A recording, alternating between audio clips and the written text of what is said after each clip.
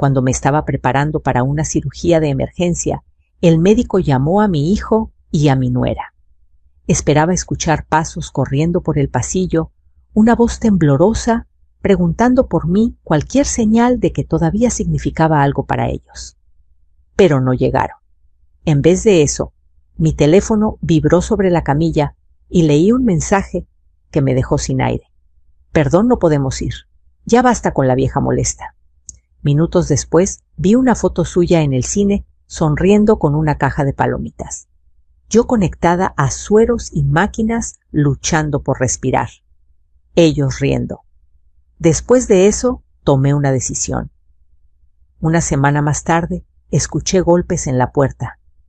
Y todo cambió. Las luces del pasillo del hospital eran demasiado blancas, demasiado frías. Zumbaban sobre mí como insectos enojados mientras me empujaban lentamente en una camilla estrecha que chirriaba cada vez que pasaba por una rajadura del piso. El olor a desinfectante me quemaba en la nariz y el sonido constante del monitor a mi lado marcaba un ritmo inquietante: bip, bip, bip. Cada sonido era un recordatorio de que algo dentro de mí estaba fallando. «Respire profundo, señora», me dijo la enfermera con una voz suave. «Ya casi llegamos al quirófano».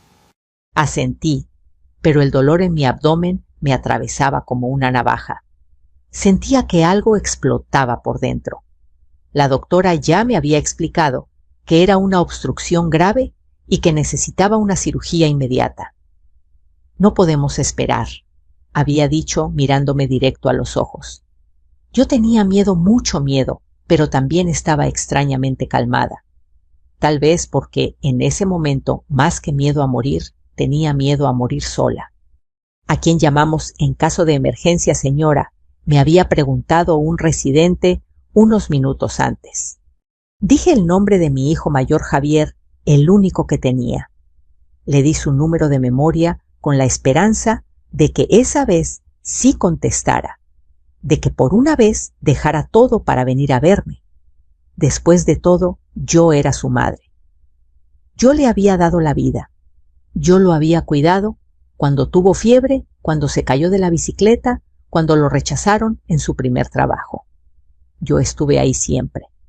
Mientras me colocaban el suero, vi cómo el residente marcaba el número y hablaba en voz baja de espaldas a mí. No escuché lo que decía exactamente, pero vi cómo su ceño se fruncía ligeramente. Luego colgó, volvió a marcar y después de unos segundos negó con la cabeza. «No contestan», murmuró más para sí mismo que para mí. Quise decir algo, pero en ese instante mi celular vibró sobre la mesita metálica. Mis manos temblaban cuando lo tomé. Primero fue un mensaje de voz que no abrí de inmediato, y luego un mensaje de texto. Era de mi nuera Paola. «No vamos a ir. Basta con la vieja molesta. Siempre es lo mismo contigo. Tenemos otras cosas que hacer». Sentí que el corazón se me detenía, no solo por el dolor físico, sino por algo mucho más profundo.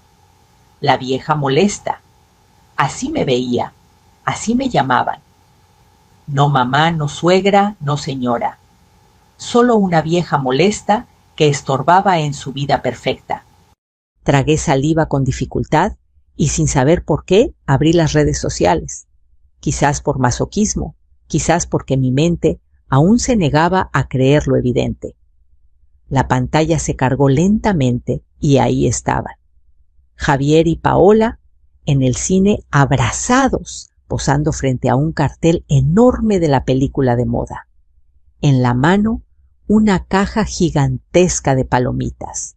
Sus sonrisas eran amplias, despreocupadas, felices. La hora de la publicación hacía apenas 8 minutos. En la descripción, Paola había escrito: «Al fin una noche, sin dramas innecesarios. La vida es corta, disfrútenla con quien sí lo merece». Me quedé mirando la foto, por lo que pareció una eternidad.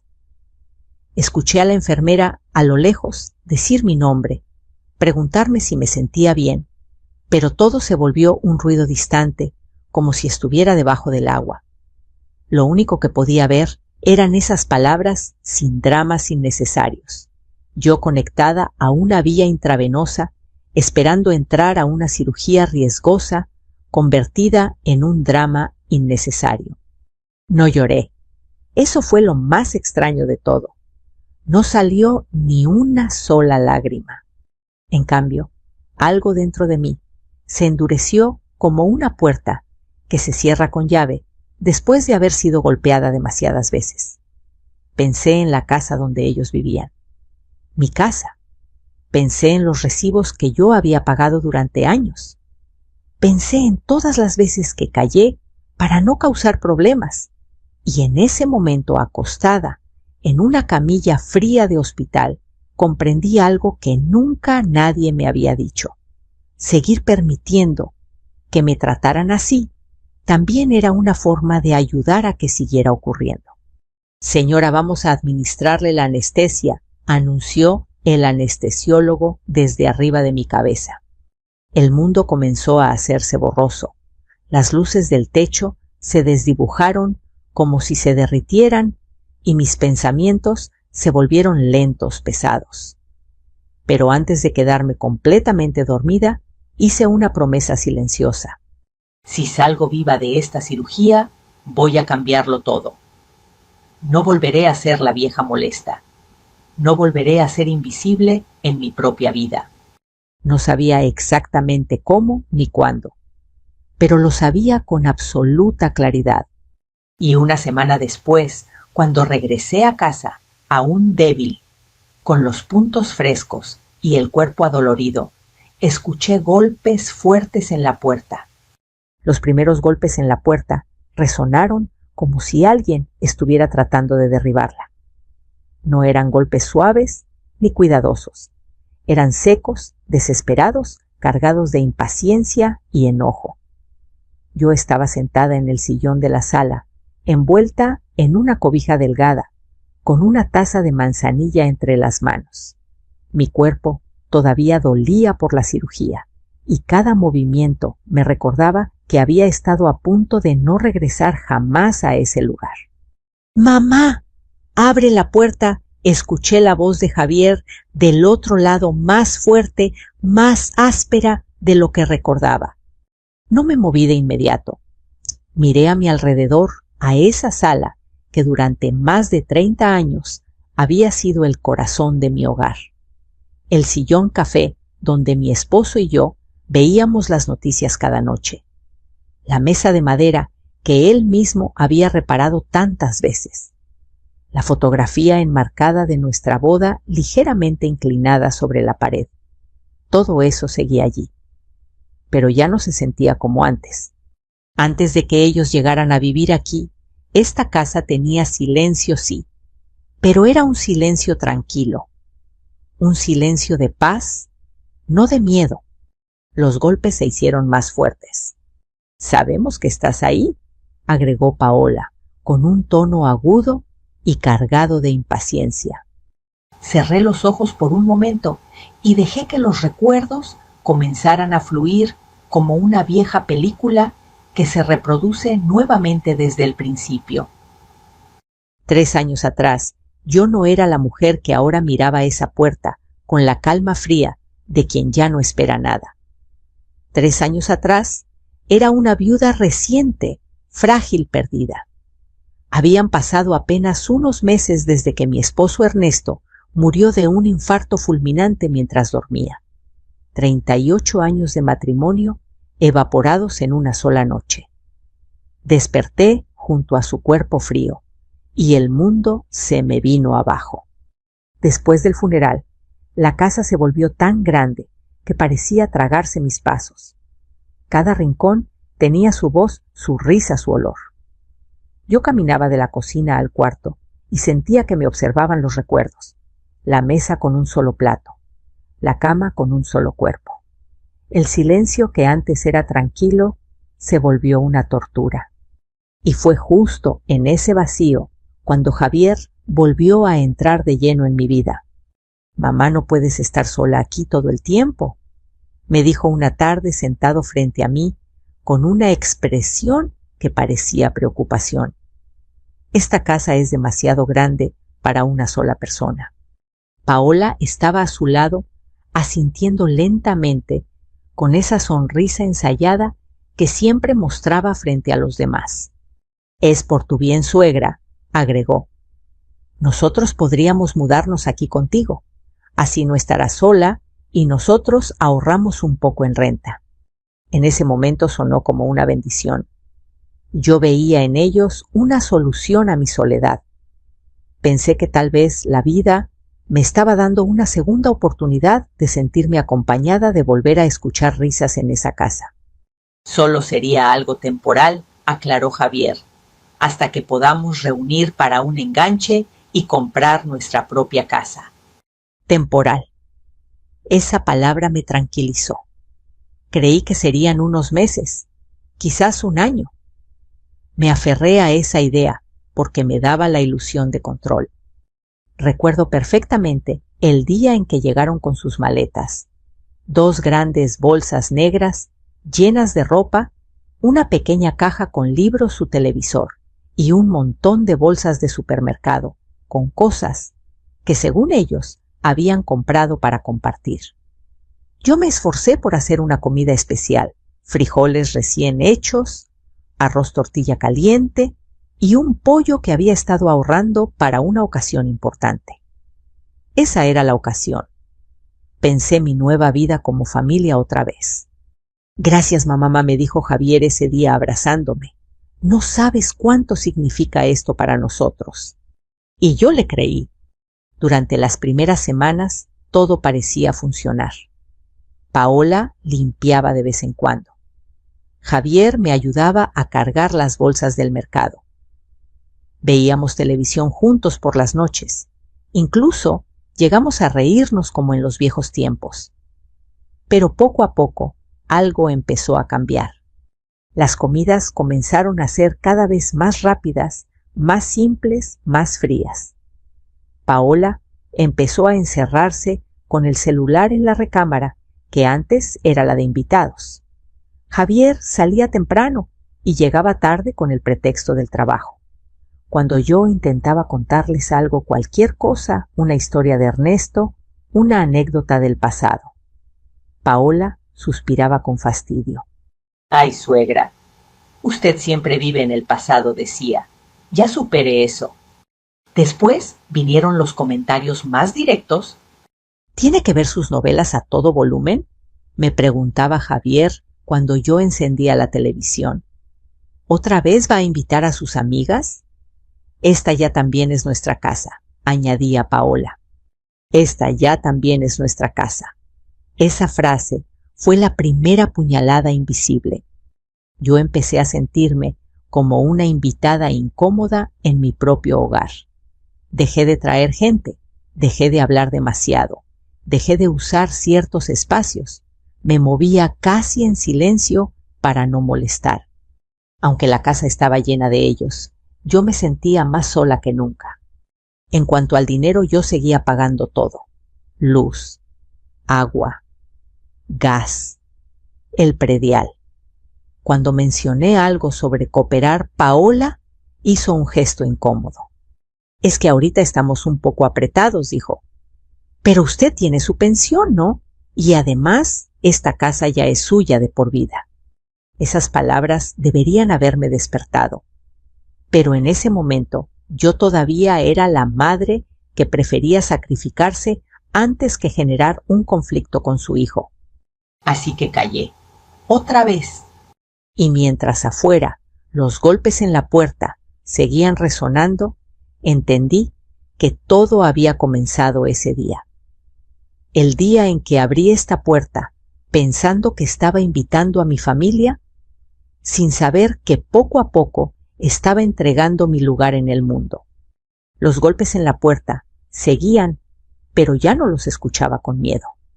Ahora eran apenas un eco lejano, mientras mi mente regresaba paso a paso a todos los momentos que me habían llevado hasta aquí. Cada recuerdo aparecía con más claridad, como si alguien hubiera encendido por fin una luz que llevaba apagada durante años. Después de que Javier y Paola se instalaron completamente en la casa, mi vida comenzó a reducirse en silencio. Sin darme cuenta, dejé de ser la dueña, para convertirme en una sombra. Caminaba con cuidado para no hacer ruido. Evitaba encender la televisión por la noche.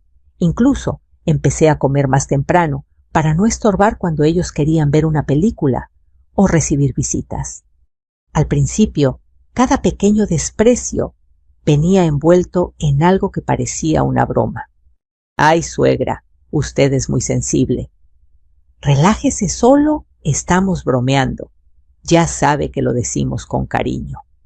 Pero yo escuchaba el tono. No había cariño en esas palabras, solo había fastidio. Una noche, mientras lavaba los platos, después de la cena, escuché que hablaban en la cocina creyendo que yo no estaba cerca. «Neta, tu mamá ya me harta», dijo Paola en voz baja pero clara. «Todo le duele todo, le molesta, todo quiere. Es una vieja molesta». Sentí que el mundo se detenía. «Pues, es mi mamá», respondió Javier sin convicción. «Sí, pero ya no es lo que era.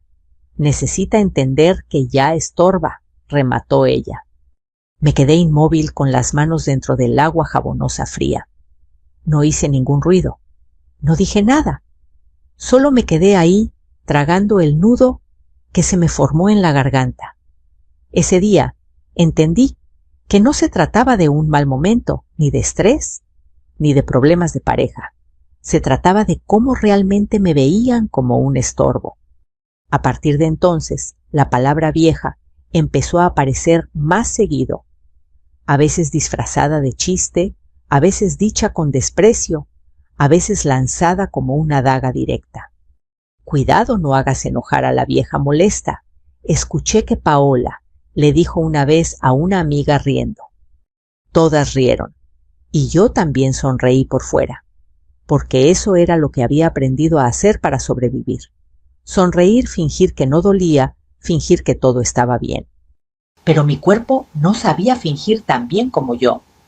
Comencé a enfermarme con más frecuencia, dolores de cabeza, constantes, un malestar en el estómago, que no se iba, presión en el pecho, que aparecía cuando escuchaba discutir a Javier y Paola. Las noches se volvieron interminables. Me despertaba a las 3 de la mañana, empapada en sudor, con la sensación de que algo terrible iba a pasar. Aún así no decía nada, porque cada vez que insinuaba que me sentía mal, la respuesta era casi la misma. «Ay, mamá, siempre estás quejándote. Seguro es tu imaginación. Eso les pasa a las personas de tu edad, no exageres». Personas de mi edad, como si mi edad me quitara el derecho a sentir, a preocuparme, a ser escuchada. Una tarde, después de ir sola al centro de salud, porque claro, nadie pudo acompañarme, el doctor me advirtió que algo no estaba bien. «Señora, sus niveles están muy alterados. Usted vive bajo demasiado estrés. ¿Tiene problemas en casa?», preguntó con genuina preocupación. Quise decirle la verdad, quise desahogarme, pero las palabras no salieron. Solo asentí y le dije que estaba cansada, que no había dormido bien. Me recetó medicamentos, me aconsejó descanso, tranquilidad, buena alimentación. Sonreí sin responder. ¿Cómo se suponía que iba a encontrar tranquilidad en una casa donde me sentía invisible? El día que todo empeoró, yo estaba sola en la cocina. Paola había salido con unas amigas y Javier, según él, estaba en el trabajo. Me incliné para recoger un trapo del suelo y de pronto un dolor insoportable me atravesó el abdomen. Sentí un calor intenso seguido de una punzada que me dejó sin aire. «Dios mío», murmuré agarrándome de la mesa para no caer. Intenté caminar hasta el sillón, pero las fuerzas se me fueron de golpe. Terminé sentada en el piso frío de la cocina durante no sé cuánto tiempo, respirando con dificultad viendo cómo el techo daba vueltas sobre mí. Con las últimas fuerzas que me quedaban, marqué el número de Javier. 1 vez, 2 veces, 3 veces. Nada. Después le envié un mensaje. Me siento muy mal. Creo que necesito ir al hospital. Pasaron 10 minutos, 20, 30. Finalmente respondió: ahorita no puedo, mamá. Estoy en algo importante. Si te sientes tan mal, llama a una ambulancia. Eso fue todo. Ni una palabra de ánimo, ni un ¿estás bien?, ni un voy para allá. Llamé a una vecina, doña Elvira, que a pesar de su propia edad, corrió hasta mi casa en cuanto escuchó mi voz entrecortada. Ella fue quien me llevó al hospital en su coche viejo, repitiendo todo el camino: no te preocupes, hija, aquí estoy yo, todo va a estar bien. Mientras yo apretaba los dientes para no gritar de dolor, algo comenzó a cambiar dentro de mí. Ya no era solo tristeza o decepción. Era una llama pequeña, tímida, pero nueva, una sensación de que aquello que me estaba ocurriendo no era justo. Y no solo no era justo, tampoco tenía que seguir aceptándolo. Al llegar al hospital, los médicos corrieron de inmediato. Las palabras urgencia, riesgo, cirugía inmediata pasaron frente a mí como letras borrosas. Y aún así, en medio del dolor, lo único que yo pensaba era: ¿vendrá Javier ahora? ¿Vendrá por fin? La respuesta, como ya sé que sabes, fue no. Y fue en ese momento, cuando me llamaron la vieja molesta y se fueron al cine, que la última duda dentro de mí murió lentamente. No iban a cambiar, no iban a sentir culpa, no iban a cuidarme. Así que muy en el fondo, entre tubos agujas y luces blancas, tomé la decisión de que alguien sí iba a empezar a hacerlo. Yo misma. Los golpes en la puerta seguían ahí insistentes, como si pudieran romper la madera a punta de desesperación. Yo, en cambio, permanecí inmóvil unos segundos más, respirando lento, dejándome envolver por la calma extraña que me había acompañado desde que desperté de la cirugía. Esa calma no era felicidad, era algo más firme, más lúcido. Era la claridad que llega cuando, después de mucho dolor, por fin entiendes la verdad. Una semana antes, cuando salí del hospital, mi cuerpo estaba débil, pero mi mente estaba más despierta que nunca. Recuerdo perfectamente la primera mañana de regreso a casa. Doña Elvira me ayudó a cruzar la puerta, cargó mis cosas y me llevó hasta el sillón de la sala. Si necesita algo solo, grite, me dijo con ternura. Yo estaré pendiente. Le agradecí con una sonrisa, y cuando se fue, el silencio volvió a instalarse en la casa, pero ya no tenía el mismo peso de antes. Esta vez no me hacía sentir pequeña. Esta vez me hacía sentir alerta. Me quedé ahí, mirando lentamente cada rincón. No había rastro de preocupación por parte de Javier ni de Paola. No había flores, ni una nota, ni un vaso de agua preparado en la mesa. Tan solo las huellas de su paso por la casa, vasos sucios, cojines desacomodados, manchas sobre la mesa. Ni siquiera limpiaron, murmuré para mí misma. Pero extrañamente ya no sentía tristeza. Sentía algo más frío, más claro. Cada marca, cada objeto fuera de lugar era una prueba, una señal silenciosa de lo poco que me valoraban. Ese mismo día, temblando, aún por la debilidad, caminé hasta el cuarto donde guardaba una vieja caja de cartón bajo la cama. Dentro había documentos que casi nunca tocaba: la escritura de la casa, algunos estados de cuenta, papeles del seguro de Ernesto, mi acta de matrimonio, copias de mi credencial.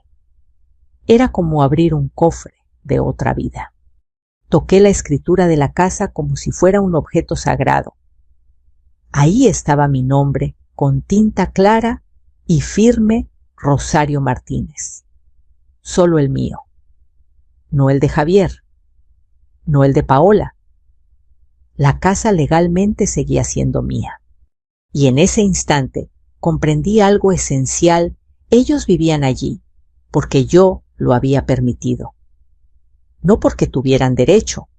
Yo había cedido por amor, por soledad, por miedo a enfrentar una nueva realidad, pero no porque la ley me obligara. Ese descubrimiento me atravesó como una corriente eléctrica.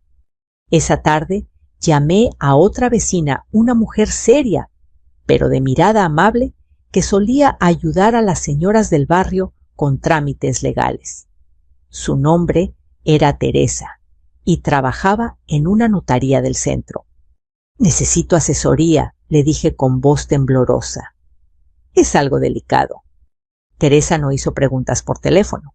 Simplemente me pidió que acudiera al día siguiente, que llevara todos mis documentos. Y así lo hice, caminando despacio, con pasos cortos, pero con una determinación que no había sentido en años. En la notaría me explicaron cosas que jamás nadie me había dicho con claridad. Que yo tenía derecho a decidir sobre mis bienes. Que nadie podía obligarme a dejar mi casa. Que podía cambiar mi testamento en cualquier momento, siempre que estuviera en mis facultades mentales. «¿Usted entiende perfectamente lo que está haciendo?», me preguntó el notario mirándome fijamente. Más que nunca respondí sin dudar. Entonces comenzamos el proceso. Cambiar el testamento, quitar el nombre de mi hijo como heredero principal, designar a otras personas, incluir una cláusula especial para que la casa no pudiera ser vendida sin mi consentimiento mientras yo estuviera viva. Cada firma que puse en esos papeles fue una pequeña victoria, no contra ellos, sino contra el miedo que me había acompañado durante tanto tiempo. Pero todavía faltaba algo más. Llamé al banco. Solicité un nuevo estado de cuenta. Pedí cambiar contraseñas, revisar movimientos recientes. Descubrí cosas que me estremecieron. Gastos que no reconocía, retiros que yo jamás había hecho, pagos automáticos que nunca autoricé. Habían usado mi confianza como una chequera abierta. Con cada nueva información, mi decisión se hacía más sólida. Ya no solo se trataba de recuperar mi dignidad, ahora también necesitaba protegerme. Esa noche me senté frente al espejo del baño. Vi mis ojeras, mis canas, mi piel marcada por los años. Pero también vi algo nuevo en mis ojos. Ya no eran los de una mujer derrotada. Nunca más, me dije, nunca más voy a permitir que me llamen la vieja molesta. En los días que siguieron, me moví en silencio. No confronté a Javier. No discutí con Paola. Sonreí cuando regresaban tarde. Seguía actuando como siempre, mientras por dentro ya había cambiado por completo. Hasta que todo estuvo listo. Los documentos firmados, las cuentas protegidas, mi abogado notificado y un plan claro sobre lo que ocurriría con la casa. Entonces, exactamente una semana después de haber regresado del hospital, después de ajustar cada pieza de ese nuevo camino sin que nadie lo sospechara, escuché de nuevo los golpes en la puerta. Esta vez no eran imaginarios. Eran reales, desesperados, furiosos. Y supe, sin ninguna duda, que Javier y Paola ya se habían dado cuenta de que algo había cambiado. Me levanté despacio del sillón, sentí un pequeño tirón en el abdomen, pero ya no me importó. Caminé hacia la puerta, apoyándome en la pared, y con una calma que jamás pensé que tendría frente a ellos, puse mi mano sobre la cerradura. Antes de abrir, susurré para mí misma: ahora sí van a saber lo que significa molestar a la mujer equivocada. Y giré la llave. Cuando abrí la puerta, el rostro de Javier fue lo primero que vi. Su expresión ya no era de superioridad ni de fastidio como tantas veces antes. Ahora tenía los ojos abiertos, de par en par, el ceño fruncido y la mandíbula tensa. Detrás de él estaba Paola, con los brazos cruzados, mirando hacia todos lados como si temiera que los vecinos pudieran escuchar lo que estaba a punto de suceder. ¿Qué hiciste, mamá? Fue lo primero que dijo Javier. ¿Por qué el banco me llamó? ¿Por qué nos dijeron que ya no aparecemos registrados en la casa? Su voz no era suave, no era preocupada, sonaba como la de alguien a quien le acaban de quitar algo que creía suyo. Yo no me hice a un lado. No los invité a pasar. Me quedé firme en el marco de la puerta, con una mano apoyada sobre la madera, mirándolos con la misma frialdad con la que ellos me habían observado tantas veces cuando yo era la vieja molesta. Primero bájale al tono. Javier, respondí con calma. Esta sigue siendo mi casa, y aquí nadie me grita. Paola soltó una risa nerviosa. Suegra, no sea dramática. Solo queremos entender qué está pasando. El notario nos llamó. El banco nos llamó. Y ahora resulta que usted está cambiando cosas sin decir nada. ¿Desde cuándo toma decisiones solas? La miré de arriba abajo. Por primera vez en años no vi en ella a la mujer de mi hijo. Vi a una extraña, una persona que jamás me había respetado. Desde que ustedes me llamaron la vieja molesta y se fueron al cine mientras yo entraba a cirugía de emergencia, dije sin levantar la voz. El silencio cayó sobre la banqueta como una losa. Paola parpadeó varias veces fingiendo confusión. Eso fue una broma, Rosario. Siempre te tomas todo muy a pecho. Sentí un pulso en la sien, una mezcla de rabia y lucidez. ¿Una broma? Pregunté baja, peligrosamente serena. También era broma cuando me dejaron tirada en la cocina con dolor y tuve que llamar a doña Elvira para no morirme sola. O cuando durante meses me hablaron como si yo estorbara en mi propia casa. Javier abrió la boca, pero no salió ninguna palabra. No exageres, insistió él. Nosotros te hemos estado cuidando todo este tiempo. Si vivimos aquí, es para ayudarte. No pude evitar una sonrisa amarga. ¿Ayudarme? Repetí.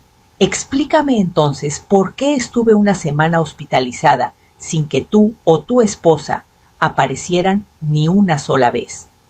Explícame por qué descubrí movimientos bancarios que yo no autoricé.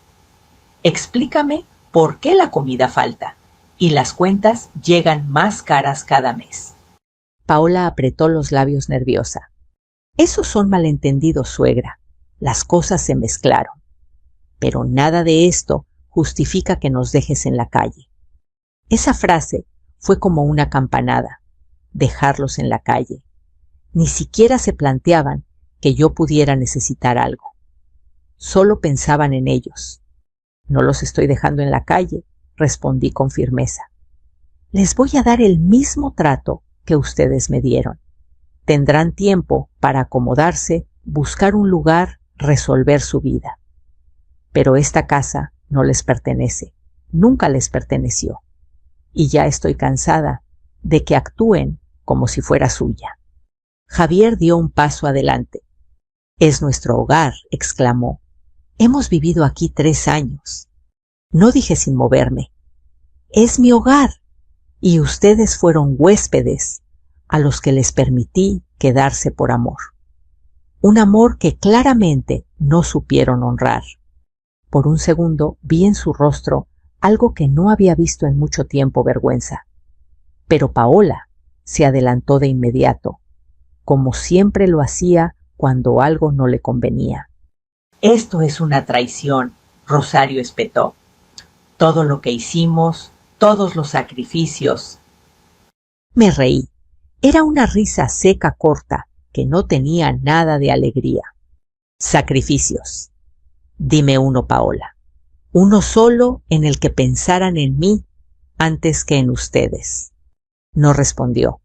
Solo bajó la mirada, pero no porque sintiera culpa, sino porque estaba calculando qué decir después. Voy a ser muy clara. Continué apoyándome mejor en la pared para no cansarme.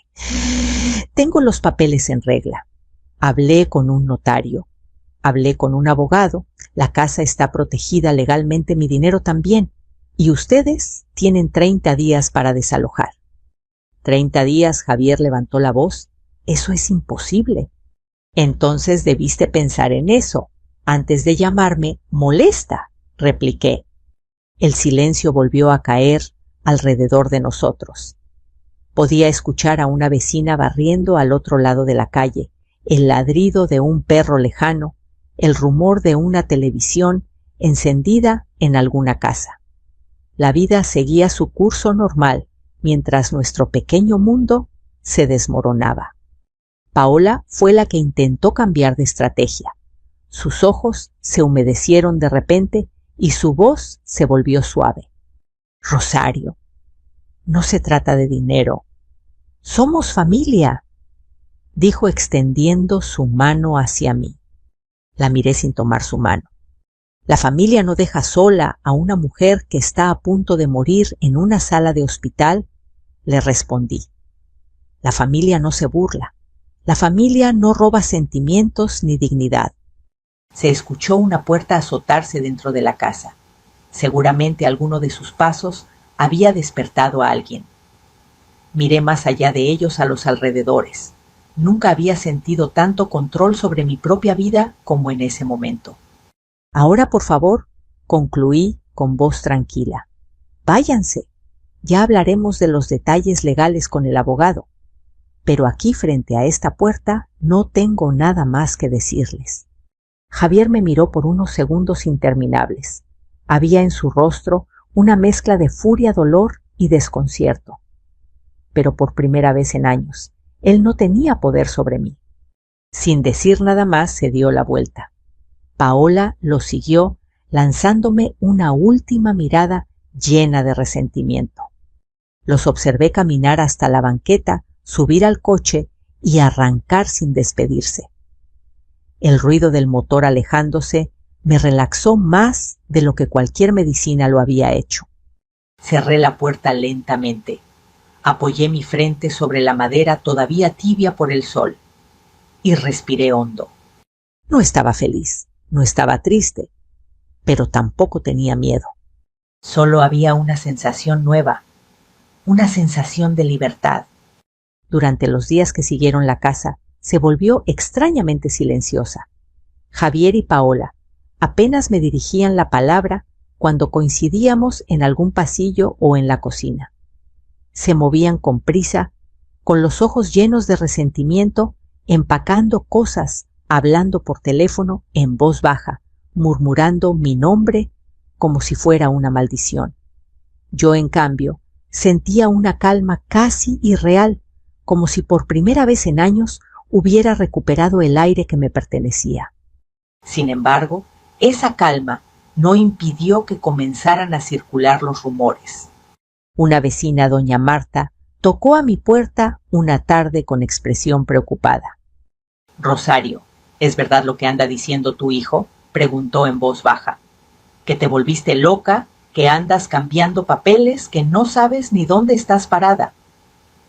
Sentí un ligero dolor en el pecho, pero no el de antes, no el del miedo. Este era más bien un recuerdo, una vieja herida que ya estaba empezando a cerrarse. No estoy loca, doña Marta, le respondí con suavidad. Lo único que hice fue dejar de permitir que me pisotearan. Ella me observó durante unos segundos con atención. Luego asintió lentamente. Te veo más clara que nunca, dijo finalmente, más viva que en muchos años. Y esa fue exactamente la palabra, viva. Aunque mi cuerpo aún sanaba de la cirugía por dentro, me sentía revivir. Pero Javier y Paola no se rendían tan fácilmente. Empezaron a hablar con familiares lejanos, con primos, con conocidos. Decían que yo estaba actuando por influencia de terceros, que alguien me había manipulado, que estaba confundida por la anestesia. Incluso llegaron a insinuar que debía ser evaluada por un psiquiatra. Durante muchos años, ese tipo de comentarios me habría destrozado. me habría llenado de culpa, de duda, de esa sensación terrible de no saber si estaba haciendo lo correcto. Pero esta vez no. Esta vez sabía exactamente lo que estaba haciendo. Al tercer día recibí una llamada del abogado que había contratado. Rosario, quiero que sepa que todo está en orden, me informó. Legalmente su hijo y su nuera no tienen ningún derecho sobre la propiedad, y si continúan difamándola, podemos tomar cartas legales también en ese sentido. Colgué el teléfono con una tranquilidad que jamás hubiera imaginado. Yo, una mujer de más de 60 años viuda, callada durante tanto tiempo, estaba ganando una batalla que ni siquiera sabía que podía pelear. Mientras tanto, también empecé a hablar con otras personas que conocían a Javier y Paola. Poco a poco, como piezas de un rompecabezas que empieza a encajar, comenzaron a salir detalles que yo desconocía. No eres la única a la que han tratado. Así me confesó una antigua compañera de trabajo de Paola. Ya ha tenido problemas con gente que la ayuda y luego los deja tirados. Otra vecina me contó que semanas antes de mi cirugía había visto a Javier discutiendo con Paola afuera del banco, hablando sobre problemas de dinero, sobre préstamos, sobre tarjetas. Yo no sabía nada de todo eso. En mi ignorancia, les había dado techo, agua, comida y estabilidad, mientras ellos arrastraban consigo deudas y caos. Una tarde, mientras organizaba algunos papeles en la mesa del comedor, encontré entre mis antiguos documentos una libreta pequeña que casi nunca usaba. Empecé a escribir. Anoté cada detalle que recordaba, fechas, frases, escenas, momentos en los que me sentí humillada, ignorada, desplazada. No para venganza, no para enjuiciarlos ante el mundo, sino para no volver a olvidarme de mi propio valor. Cada palabra que escribía en ese cuaderno era un paso más lejos de la mujer que habían intentado convertir en la vieja molesta. Días después, escuché una conversación que terminó de abrirme los ojos. Javier y Paola, creyendo que yo dormía, hablaban en la sala. Todo salió de control, susurraba él. Si tan solo hubiera sido más cuidadosa. No me culpes, respondió ella tensa. Si tu mamá no fuera tan desconfiada, nada de esto pasaría. Ahora tenemos que buscar dónde irnos y nadie quiere rentarnos. En ese momento sentí algo inesperado. No alegría, no triunfo, sino una profunda claridad. Todo lo que estaba pasando era consecuencia directa de sus decisiones. Yo ya no era la causante de sus problemas. Ellos mismos habían sembrado ese destino. Pasaron los días y su actitud cambió otra vez. De la ira pasaron a la súplica. Mamá me decía Javier en un tono que casi parecía sincero. Piénsalo bien, somos tu única familia. ¿De verdad quieres quedarte sola? Lo miraba a los ojos, tratando de reconocer en ellos al niño que aprendió a caminar de mis manos, al adolescente que me pedía consejos cuando estaba confundido, al joven que juró que siempre me cuidaría.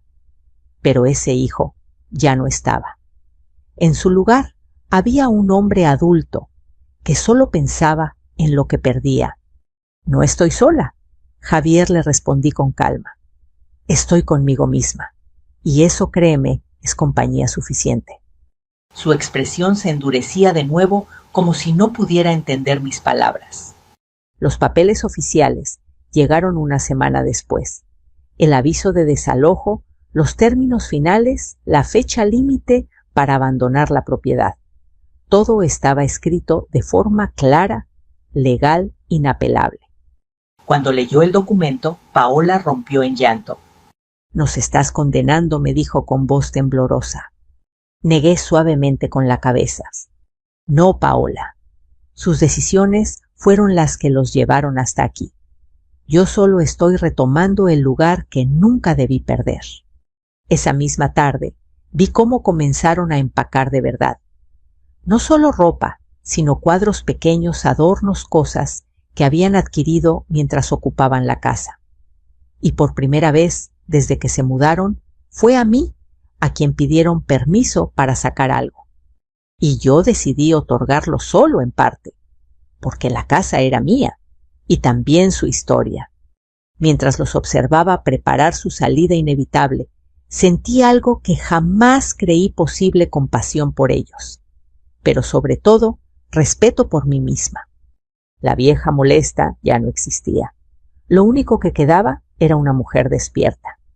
El día en que Javier y Paola se fueron de la casa, no hubo gritos ni escenas dramáticas como las de las telenovelas que tanto me gustaban.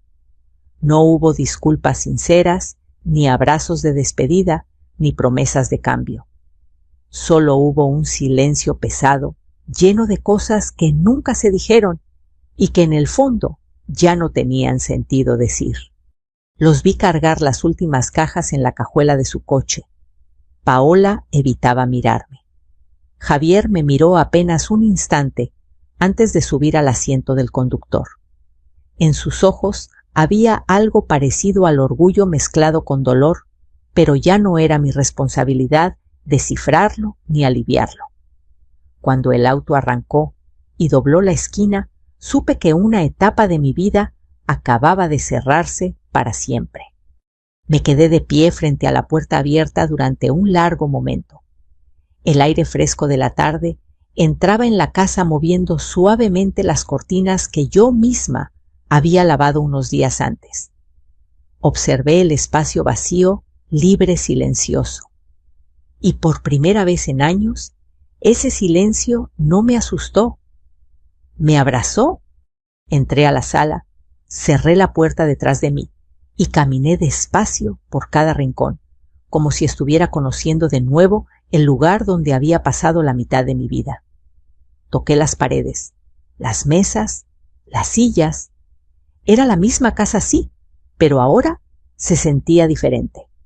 Ya no estaba cargada de tensión ni de miradas de desprecio. Volvía a ser mía. Esa noche dormí en mi cuarto, no en el pequeño espacio que me había relegado en los últimos años. Extendí las sábanas con cuidado, abrí la ventana para que entrara el aire nocturno y me acosté mirando el techo.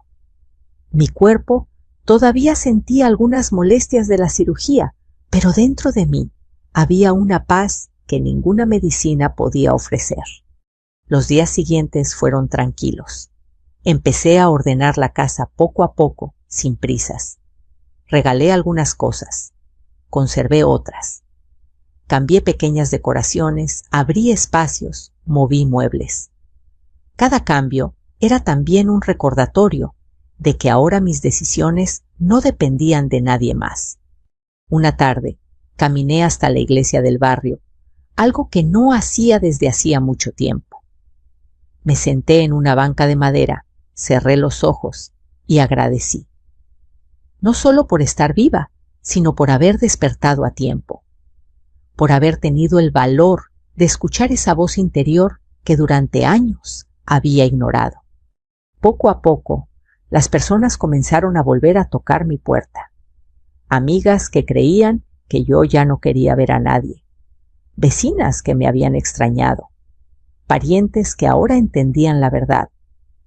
Lejos de sentir vergüenza, yo les abría con una sonrisa tranquila, sin dar explicaciones innecesarias. «Te ves distinta», Rosario me dijo una tarde doña Elvira mientras tomábamos café. «Te ves más fuerte». «No más fuerte», le respondí, «solo más mía». Fue entonces cuando tomé la última decisión importante respecto a la casa. No quise venderla ni alquilarla. Tampoco quería que volviera a convertirse en un lugar de dolor silencioso. Así que hablé con una trabajadora social del barrio y ofrecí una de las habitaciones a mujeres mayores que, como yo, habían sido desplazadas por sus propias familias, no para que dependieran de mí, sino para que pudiera ser para ellas un lugar temporal de refugio, de respeto, de voz. La primera en llegar fue Carmen. Tenía 70 años y había sido sacada de su casa por un hijo ingrato. Después llegó Julia viuda sin hijos, que había pasado meses durmiendo en el sillón de una sobrina que la trataba con desprecio. Poco a poco la casa volvió a llenarse, pero esta vez de conversaciones honestas, de risas suaves, de historias compartidas, de comprensión mutua. Cada una tenía su propio dolor, su propia historia de abandono o humillación. Y sin darnos cuenta, nos fuimos convirtiendo en una pequeña familia construida no por la sangre, sino por la dignidad compartida. Una noche, mientras lavábamos los platos juntas, Carmen me miró y dijo: «Sabes, si no fuera por esta casa, yo estaría perdida. Pero aquí me siento persona otra vez». Sentí un nudo en la garganta, pero no de tristeza, sino de profunda gratitud. Yo también le respondí. De Javier supe muy poco al principio. Algunas personas me dijeron que se habían ido a otra ciudad. Otros dijeron que estaban pasando por momentos difíciles. A veces pensaba en él, claro que sí. Sigue siendo mi hijo, aunque haya olvidado serlo conmigo. Pero ya no sentía aquella devastación que me acompañaba antes. Lo recordaba con amor distante, sin permitir que su recuerdo me lastimara. Con el tiempo, incluso, llegó una carta. No tenía remitente claro, pero reconocí su letra de inmediato. «Mamá, no supe valorar quién eras. No supe protegerte como debí. No sé si algún día me perdones, pero quería que supieras que por primera vez entiendo el daño que te hice». La leí en silencio y la guardé en una caja pequeña. No sabía si el perdón debía llegar ni cuándo, pero ya no necesitaba esa respuesta para seguir adelante. El verdadero cierre de mi historia no fue verlo arrepentido. Fue verme a mí misma, un año después, caminando por el mercado, eligiendo frutas, saludando a la gente, respirando hondo, sintiéndome libre, útil, respetada. Ya nadie me llamaba la vieja molesta. Ahora me llamaban Rosario, solo Rosario. Y si algo aprendí de todo este camino es esto: que nadie que te ame de verdad te hará sentir como una carga. Que nadie que te respete te llamará un estorbo. Y que sin importar la edad que tengas, siempre estás a tiempo de elegirte a ti misma. Si esta historia tocó tu corazón, si alguna vez alguien te hizo sentir invisible, molesto o sin valor, quiero leerte. Cuéntame en los comentarios desde qué lugar estás escuchando mi voz hoy y si hay algo que necesites soltar para volver a empezar. Tenemos muchas historias, más historias de dignidad, de fuerza, de segundas oportunidades. Suscríbete al canal para no perderte ninguna y acompáñame en este camino donde por fin aprendimos que nunca es tarde para volver a elegir la vida con respeto y amor propio. Gracias por escuchar mi historia.